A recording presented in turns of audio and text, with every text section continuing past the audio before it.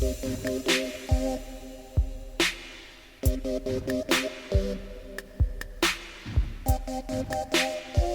Brina Guerin, and you're listening to Hex Positive.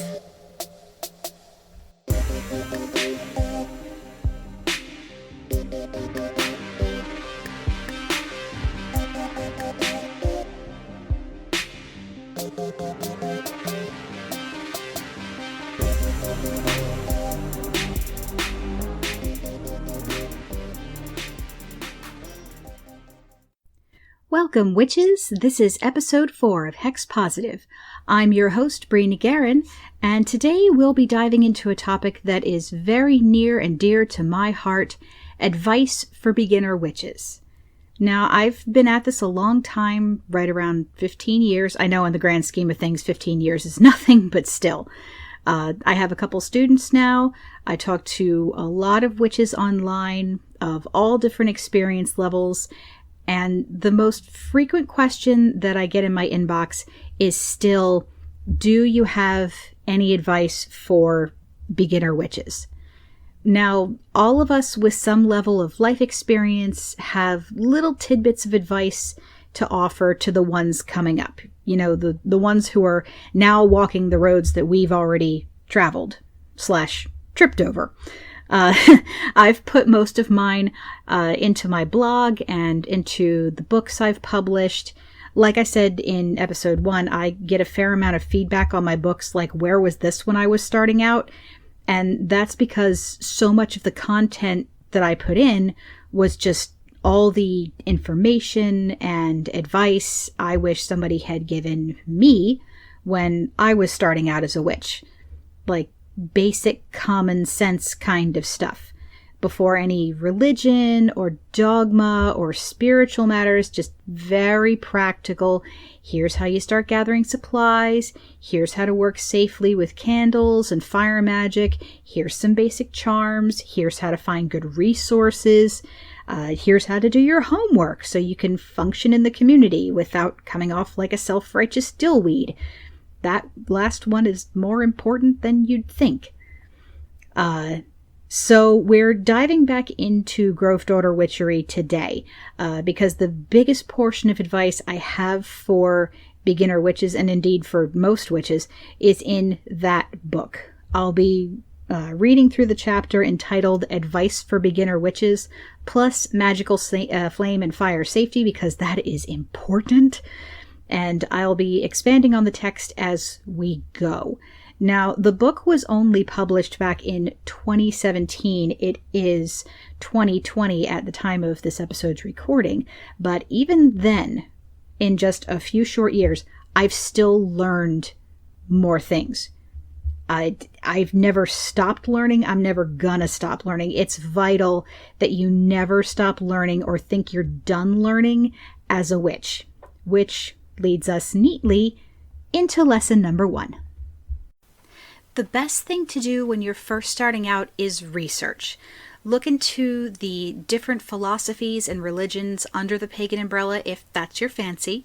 Talk to witches online or in person if you're able, and get a first-hand account of their practices if they'll allow it. Some like to talk about it, some don't. It really helps, though, to have multiple perspectives when you're deciding how to start out, and even more so as you go on. It gives you more feedback and that broader worldview that allows you to put what you learn into more of a community context. Read blogs and articles and field guides about herbs and trees, anything you can get your hands on. Gain an understanding of basic biology, chemistry, physics. Develop a base of practical knowledge in addition to magical theory and spells. It doesn't have to be encyclopedic. You just need a basic understanding of how things work in the physical sphere in order to work more effectively in the metaphysical one. Some suggested topics include botany, herbology, geology, basic chemistry, basic physics, world religions, and world history. I know that sounds like a lot. I know it sounds like an entire college course's worth of study, but it really helps to have that background knowledge when you're putting your spells together and when you're working on building your craft. If you're working with plants, you need to know what's safe and what isn't, how to identify herbs and flowers, how to grow them if that's what you decide you want to do, and so on. If you're working with stones and crystals, you need to know how to identify those, what their properties are, how to care for them, and so on. If you're working with chemicals or making potions, you need to know how to handle various substances safely, what you can mix together, what you should never mix together, and how those reactions work. And because there's a lot of conflicting information out there, you really, really, really need to learn your history and from practical academic sources. Again, context. You'll hear me use that word over and over and over again because context is vital. It's the frame that gives everything else meaning. So, also, discover why there is no such thing as quote-unquote black magic, and why there are some words, including a certain word beginning with G, that people use when they mean boho or free-spirited, but which is actually a racist slur. Other things that get thrown around a lot, like totem, spirit animal, smudging, chakra, karma, so on and so forth. All things which you should never use improperly again. Learn about cultural appropriation and why you should never ever do it. Become aware of the social issues facing the pagan community. Make yourself socially aware and at least make an effort to be socially responsible. Now, recognizing cultural appropriation isn't always easy. It comes in a lot of forms, a good deal of it looks and sounds great on the surface, and unfortunately it's worked its way pretty deeply into the fabric of the pagan community in some places. So how do we recognize and, more importantly, avoid cultural appropriation? The short answer is if it's from an indigenous culture or a POC culture, if it's something that's endemic to that culture, or if it's something that requires some sort of initiation into a set of mysteries or sacred practices, you probably shouldn't touch it unless you are also a part of that culture or that community, or you've been invited into it by the people who are already there. Because, let's face it, white people steal things from these cultures all the time in the name of entertainment or fetishized spirituality or whatever. And I am saying this fully aware that I am a white people and that I have been guilty of this in the past, when I didn't know better and a little bit when I should have, which is why it's so important to me now, why I'm so adamant about making sure the content I put out warns against this kind of behavior. And it's not even important that I'm saying it. It's not my voice you need to listen to on the topic of cultural appropriation. It's the voices of the people whose cultures are being appropriated. This is just me reminding you to listen. It should be mentioned that although we're responsible for most of this problem, white people aren't the only ones who are capable of cultural appropriation. This is something that every witch should be taking care to avoid. Modern paganism has a lot of casual appropriation that gets mixed into things because of the prevalence of certain limited viewpoints and the unfortunate amount of colonialism and imperialism that permeate Western thinking. And it's just something we should all be aware of. Regarding social issues, the witchcraft community is full of them. It has gender discrimination, it has body shaming, queer phobia, predatory behavior, scammers, racism, classism, elitism, you name it. Bigotry exists here just like everywhere else. Unfortunately, we're not so enlightened that we're immune to these issues. So when you're learning, you just have to be aware of these things. Be on the lookout for them and just kind of be careful where you're putting your feet, you know? Make sure that whatever issues you run into, that you're not feeding into them. You don't necessarily have to try and solve everything. You don't have to be some sort of perfect model citizen. Just be aware of things, be responsible, and do your best not to become part of the problem.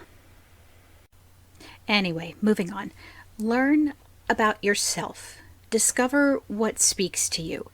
Develop your own set of beliefs, your own set of practices. Understand and accept that these can and will change as you continue to learn. Understand that witchcraft is a practice, not a religion, but that you can apply religion to it if that is your wish. If you find a particular path or existing spirituality that appeals to you, explore that, learn about it, maybe find a mentor, or at least ask someone in that part of that community what it's like.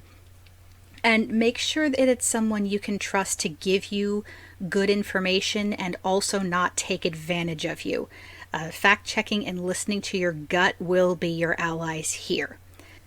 Sometimes it helps to explore a pre-established tradition in order to figure out what does and doesn't work for you, and also just to give yourself somewhere to start.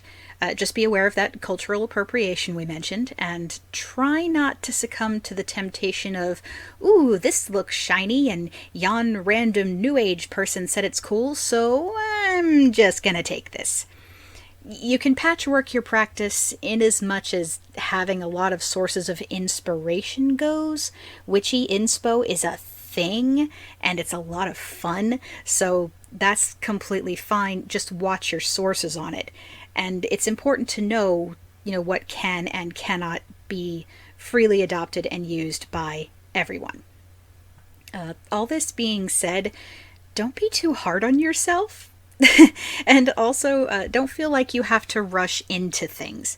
If you can't find a path that speaks to you, you don't have to decide on one right away.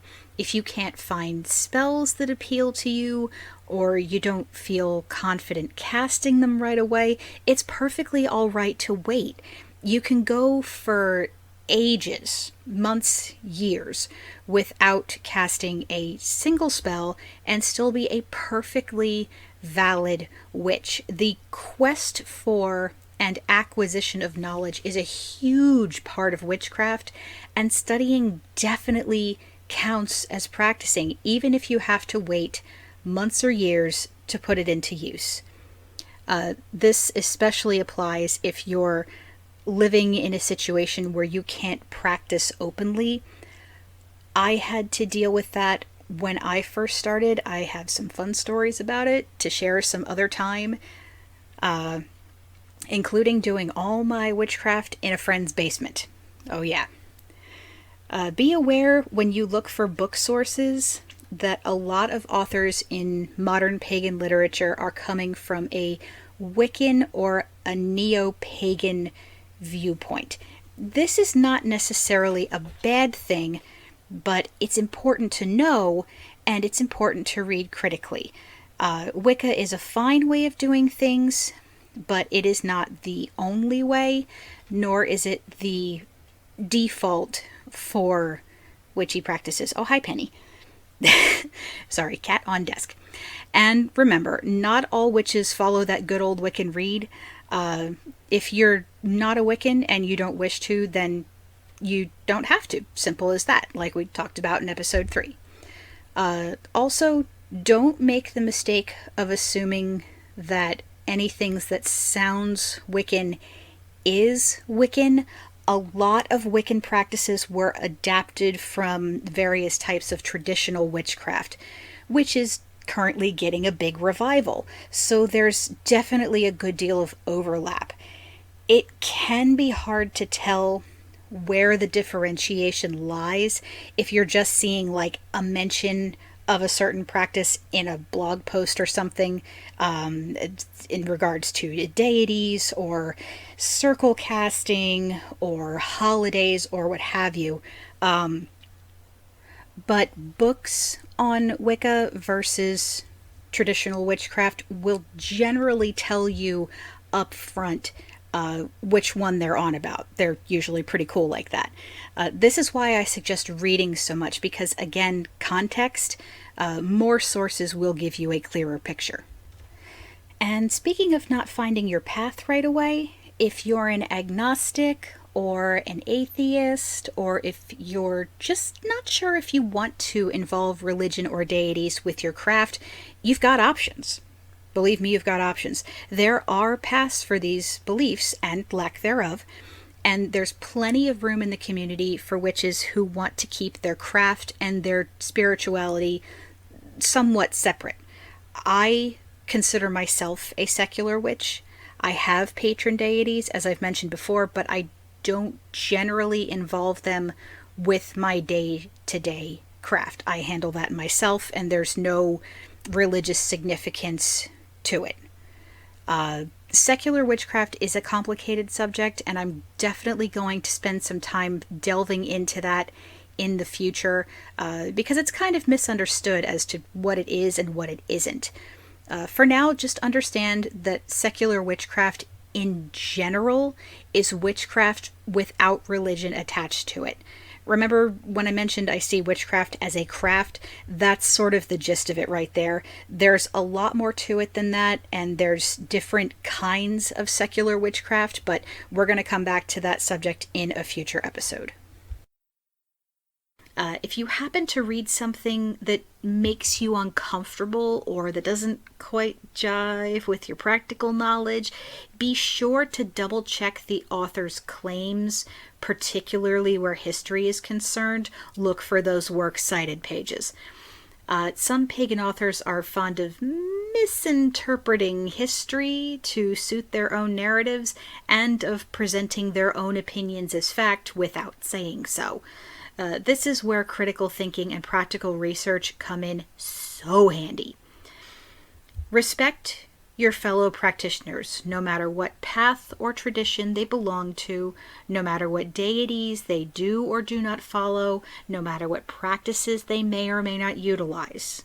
That includes the Wiccans, the non-Wiccans, the Satanists, the Luciferians, the Lokians, the Christo-pagans, the Jewish witches, the secular witches, the atheists, the polytheists, the traditionalists, the eclectics, the pop culture pagans, everyone. Do not knock it just because you don't understand it. I know it can be very tempting to throw certain traditions under the bus, especially when others around you are doing it, or if you run into an example of someone from that tradition who happens to be really unpleasant. But just do your best not to fall into that way of thinking. You don't have to subscribe to their way of doing things. You just kind of have to live and let live most of the time. And that means refraining from Christian bashing as well. If you have beef with the church, that's your business. Gods know I did back in the day and still do to some extent. But just don't go tarring everybody with that same brush.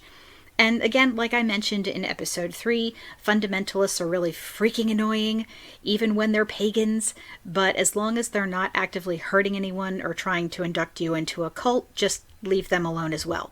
The only ones that we wholesale flip the bird to are the Nazis and white supremacists trying to co-opt pagan symbols and traditions, or trying to use pagan rhetoric to excuse their hate. They can fuck right off. This witch hexes Nazis. Understand that respecting your fellow practitioners also means you should be aware of and make an effort not to steal from closed religions or initiatory traditions, that cultural appropriation I mentioned before. I know that part sounds complicated, and believe me, it can be hard to know where the line is.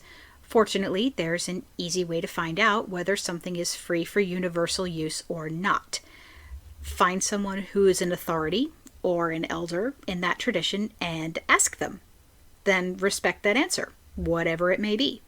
When in doubt, don't do the thing. Expect that as a new practitioner, you're going to make mistakes, and you might catch some flack for it from your peers. don't take it personally.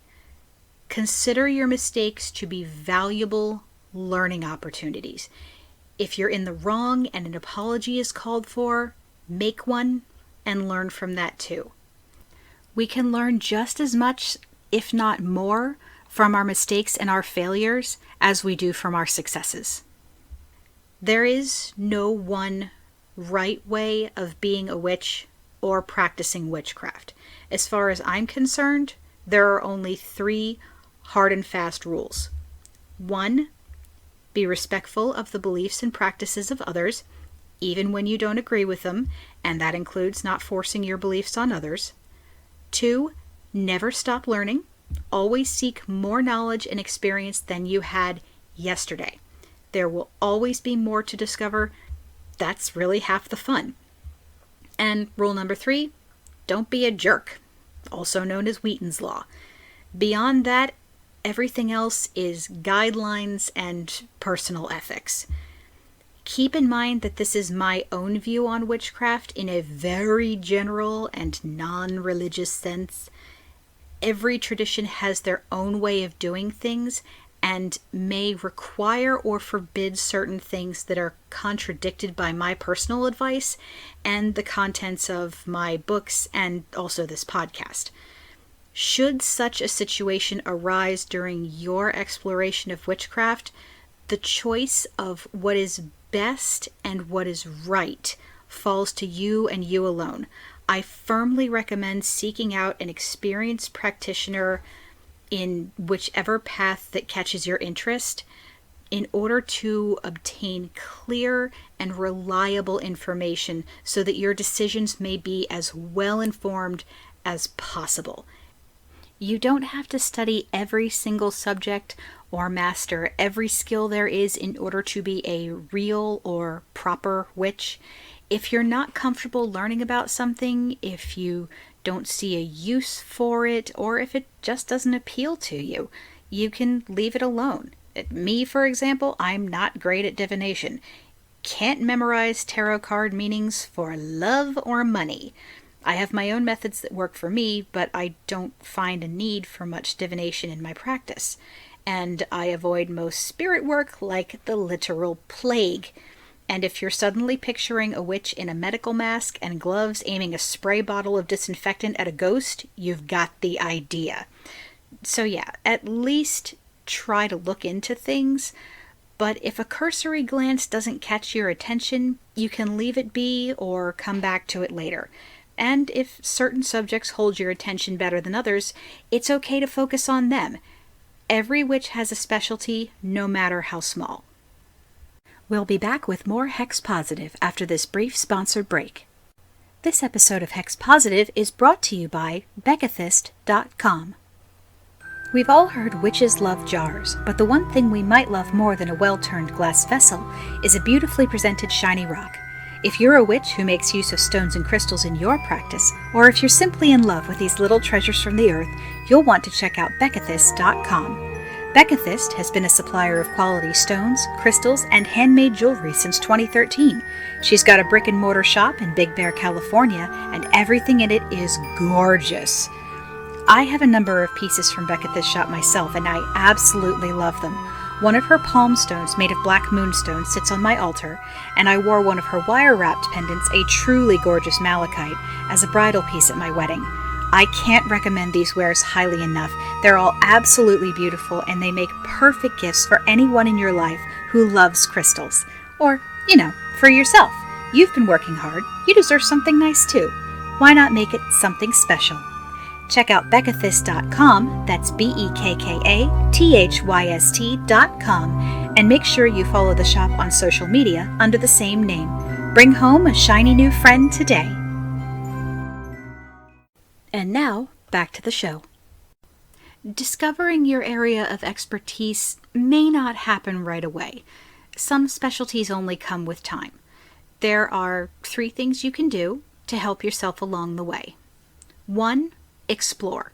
Read, network, talk to people, find out about all kinds of things you can do with magic. Find out what types of magic interest you. find out which types of magic are appropriate for you to be practicing. Again, being careful not to take things from closed cultures or religion.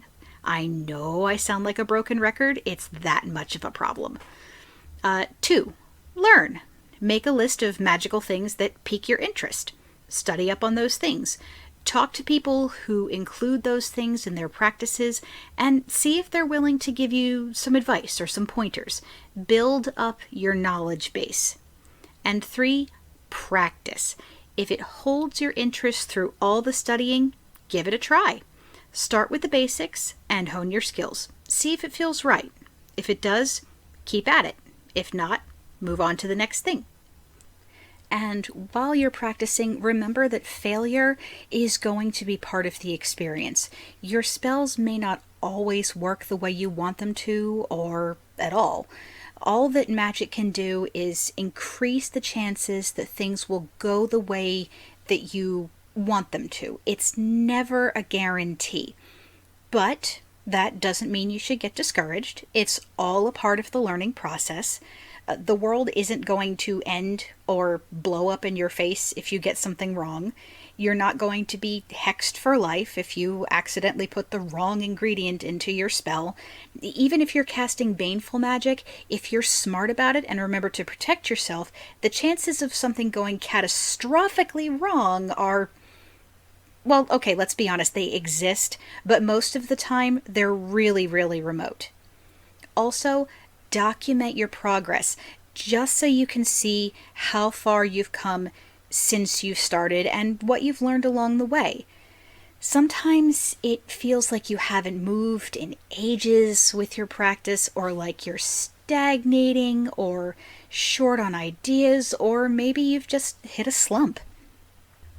In those times, it really helps to be able to look back and be like, wow, look where I am now compared to this time last month or last year. Don't worry about comparing your practice to other practitioners. You will learn and grow at your own pace, just like everyone else. We all mount our broomsticks one leg at a time. If you're going to work with plants, definitely get your hands on some medical books and field guides. It helps to be able to identify the plants you're working with, and also to be aware of any health risks associated with using or handling them. Here are a few that I recommend for practical study. The Complete Guide to Herbal Medicines by Fetro and Avila, Rodale's Illustrated Encyclopedia of Herbs, of course by Rodale Press, and the Western Medicinal Plants and Herbs book by Peterson Field Guides.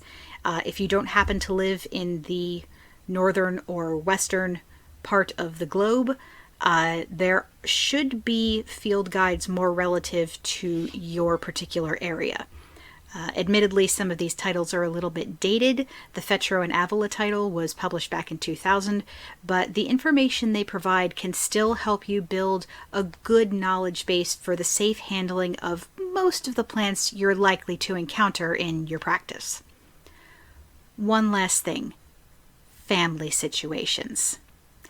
While it's important to have pride in yourself and to not be ashamed of being a witch, it's also important to maintain your personal safety. Much more important than being open with your practice.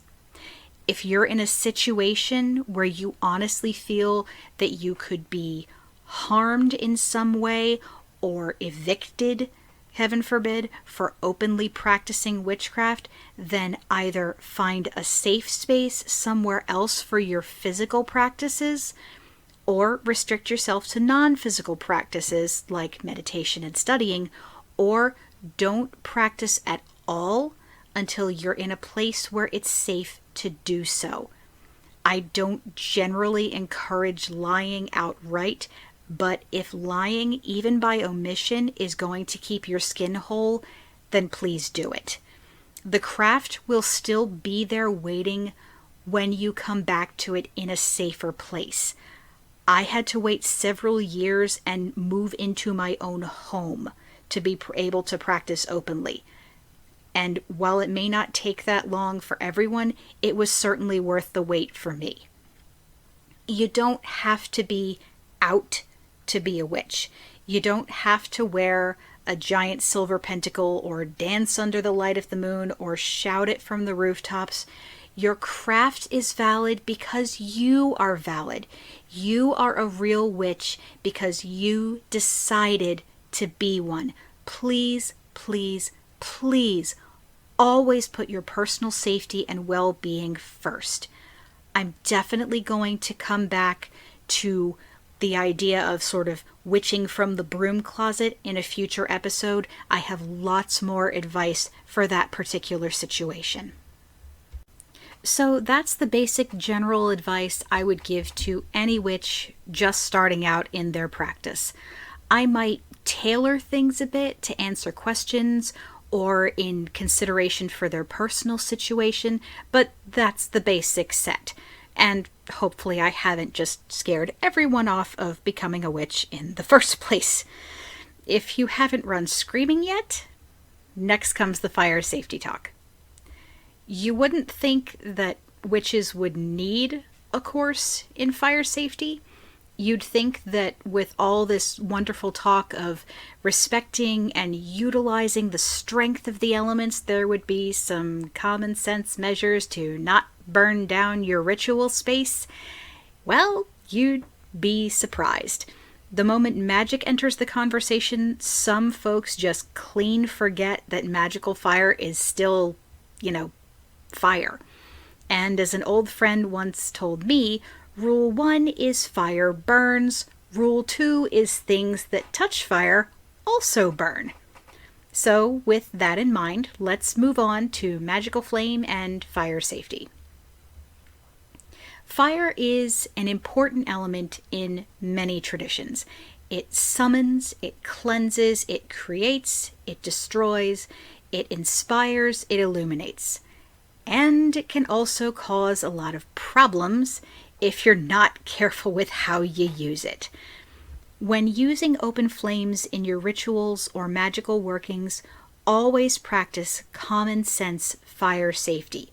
This includes removing unneeded flammable materials from the immediate area, ensuring proper ventilation for smoke and heat, using a fireproof surface such as cement or stone for hot elements like burning bowls, employing catch dishes for falling embers, dripping wax, or hot coals, keeping water or a fire extinguisher within reach in case of accidents, fully extinguishing the flames and the embers when you're finished, and never leaving a burning or smoldering substance unattended.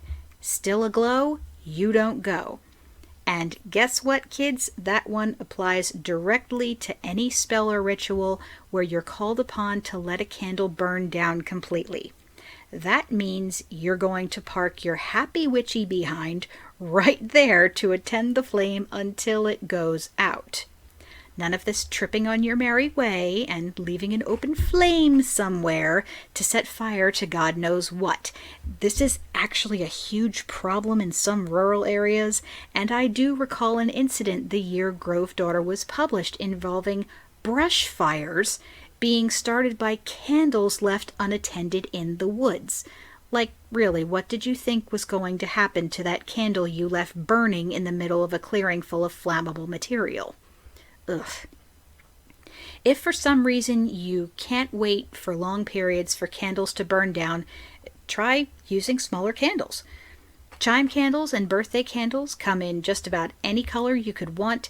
They're pretty inexpensive and they burn down in a relatively short period of time. And if there's an issue having open flame even for that long, maybe you might want to consider using symbolic flame instead, or choosing another method for your spell.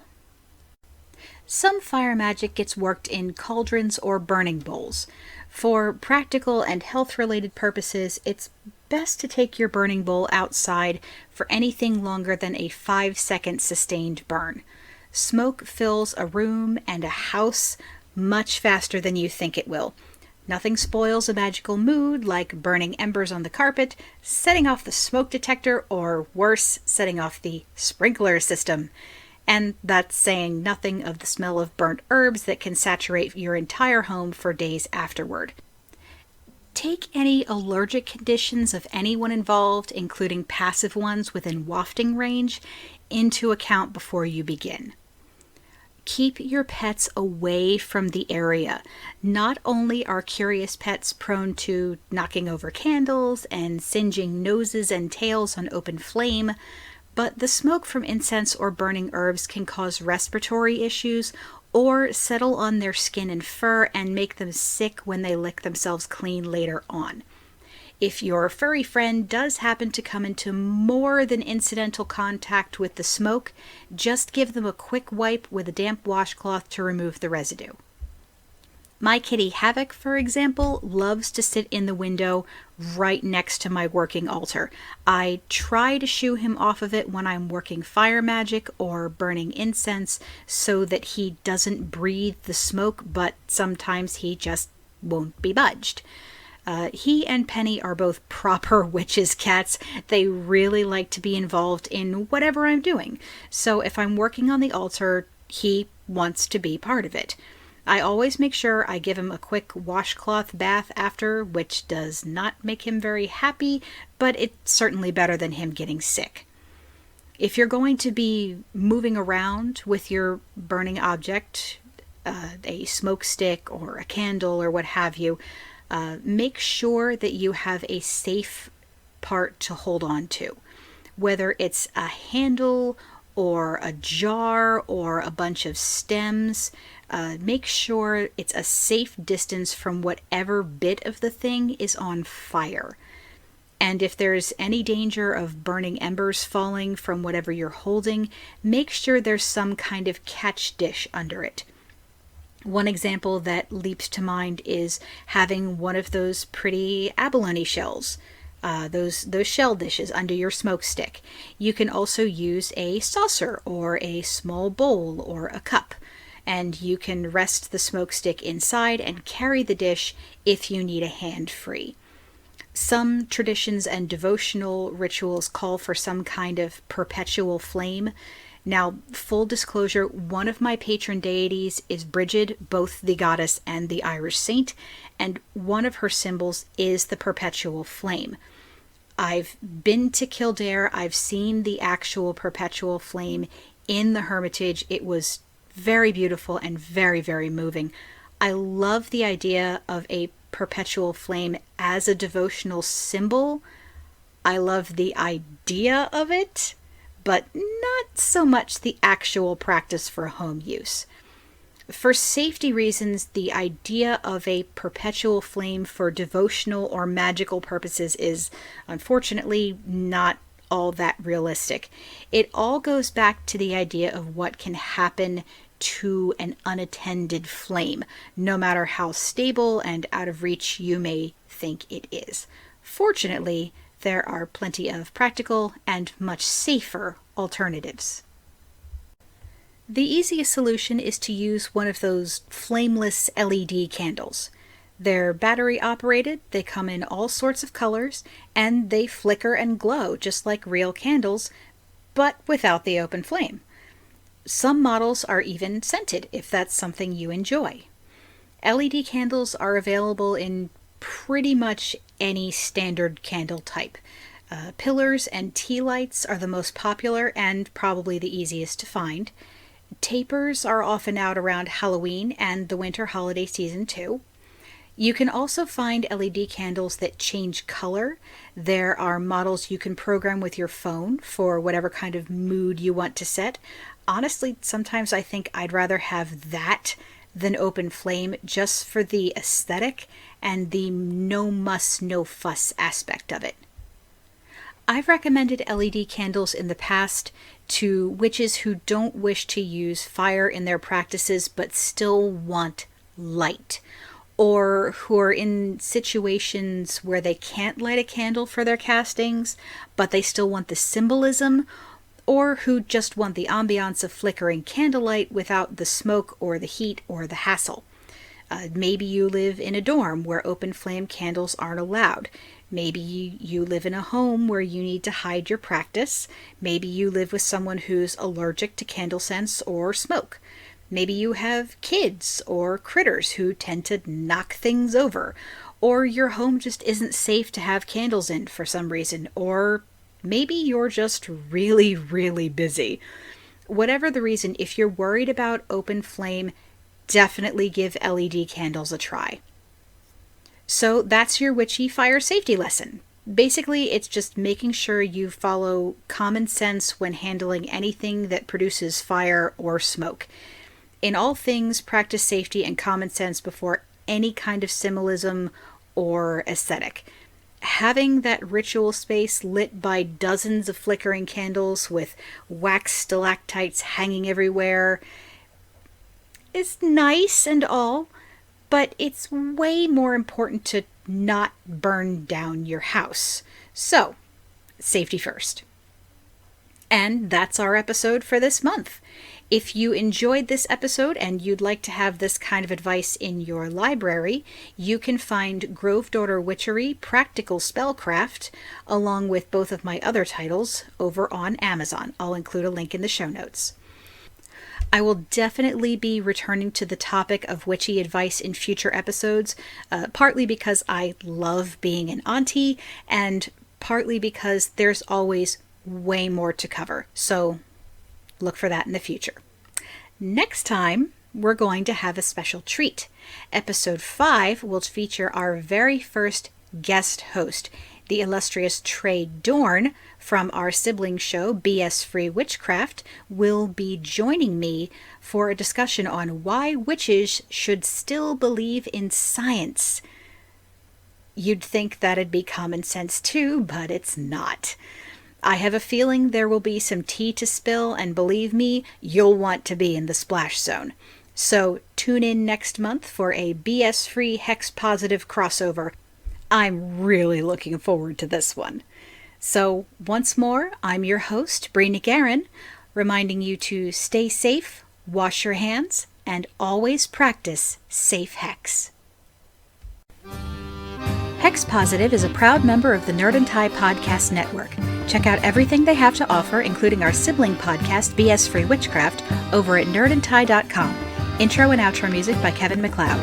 For all the latest updates, follow @hex_podcast on Twitter.